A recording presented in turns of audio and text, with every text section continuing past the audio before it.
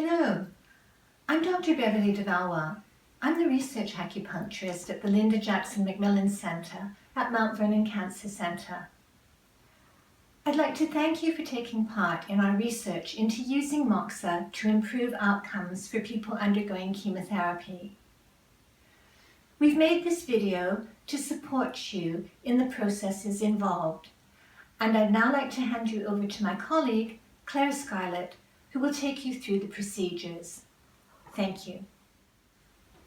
Hello, I'm Claire Scarlett, the Health Improvement Practitioner from the Linda Jackson Macmillan Centre. We would have already met when you came along to discuss applying moxibustion. We're now ready to begin the procedure. I will now take you through the items that you will need to apply your moxa. You would already have been given these in your kit. But to begin with, you have a sign which you can, if you wish, put on the door of the room that you're going to be applying the moxa in, and this is a reminder to people not to disturb you. You will also have been given a daily diary, and this is very important that you fill it in each day to let us know, hopefully, that you have applied it, but if not, also do make a note if for any reason you haven't. Also, you will have the moxa itself, an extinguisher, and the lighter that you will need to light the moxa. Also, we have a timer which you'll be setting to 3 minutes for each leg, and a pen to mark the point that you'll be applying the moxa to each of your legs. Before we start applying moxa, it's important to remember that the skin needs to be bare. So as well as not having any tights on, it's also to make sure you're not wearing any oils or moisturisers or lotions on your skin. And also to remind ourselves of the important areas for this. So that would be the kneecap, the shin bone, and the crease behind the knee. And so for the kneecap, on some people like myself, these are quite pronounced. You can see here, quite knobbly knees. Yours may not be that pronounced, but if you feel like this, you may well be able to locate where your kneecap is. And then we have the shin bone, which is this hard bone running up the leg there. And then the knee crease is this area, if you were to put your thumb behind the knee.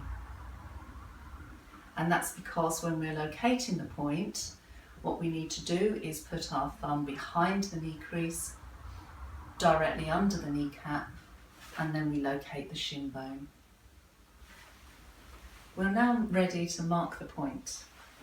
You take your pen and say, if we start with the right side, so for the right leg, you'll be using your right hand, and what you do is you put your thumb into the knee crease and place your 4 fingers in a straight line directly underneath your right kneecap, and then finding the shin bone, you mark a line underneath your little finger where the shin bone is. So that's about there. And then using your forefinger from the shin bone, you make your point there. And then what we do, where the 2 would meet, is where X would mark the spot. And that's what we have there. Obviously with yourselves, you needn't do it quite so prominent. This is really for you, so that you can see where the point is. But for yourself, if you're happy, you can have just a more discreet mark. So as a reminder, also that this is on the side where your little toe is as well. So it's on the outside of your leg, and you have your thumb in your knee crease, wrapped round under the kneecap, 4 fingers in a straight line. On the shin bone, you make your line, and then a 4-finger out from there is where you'd make your mark, and then you have your X marks the spot. And now you're ready to repeat this on your left leg. Right, we're now ready to mark up the other leg. So for the left leg, we use our left hand and wrap the left thumb in the knee crease, under the kneecap, and then locate the shin bone. You find the shin bone. There we are. And draw a line. And then what we want to do is to roll the finger and make a point the other side. And again, where these two lines would cross, which is there, that's X marks the spot.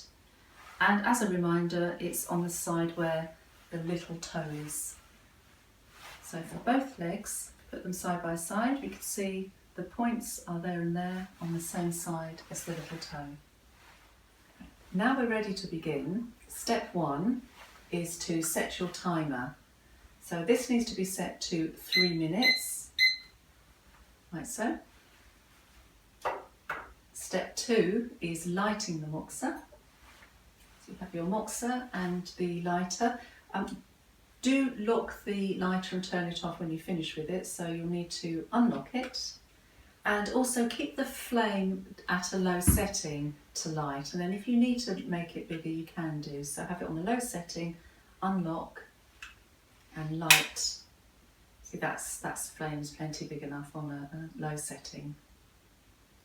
And it may take a minute or two, particularly the first time you light a new stick, to actually have it lit enough or warm enough. So be a little patient with it.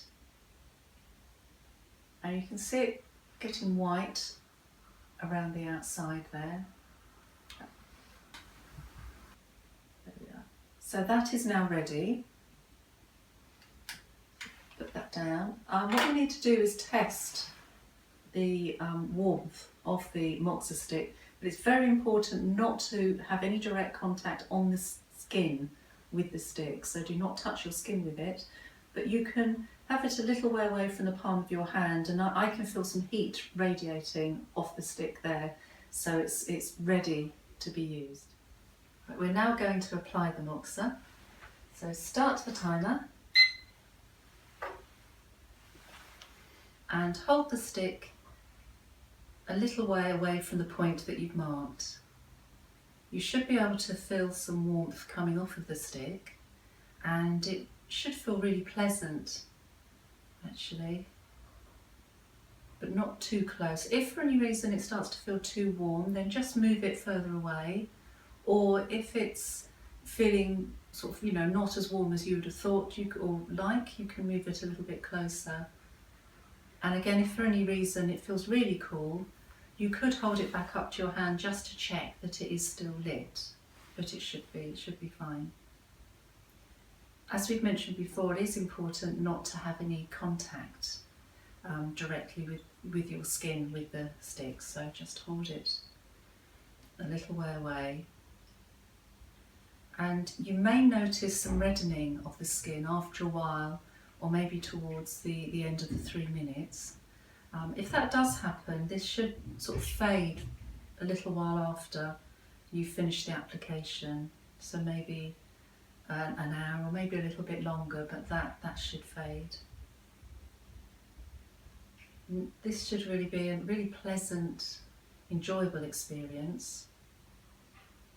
And as we've said, with putting the sign on the door and letting people know that you need a few minutes to yourself, this is a really good opportunity for you to maybe practice some mindfulness and just think about what you're doing and concentrate on the moxa. Try not to think about anything else.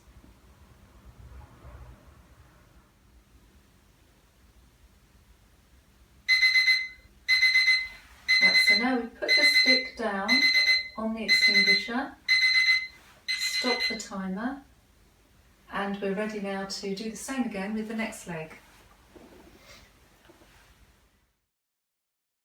I'm now going to show you how to extinguish your moxa stick, so you can put it directly into the extinguisher that you've been given, or if for any reason you can't find it, alternatively you can have half a jar of salt, such as this. This is normal table salt, and use that to extinguish your stick with. So what you do is you tilt it onto its side, and then you take your stick and you put it towards the top of the jar, and then tilt it upward like that, and that will also do the job.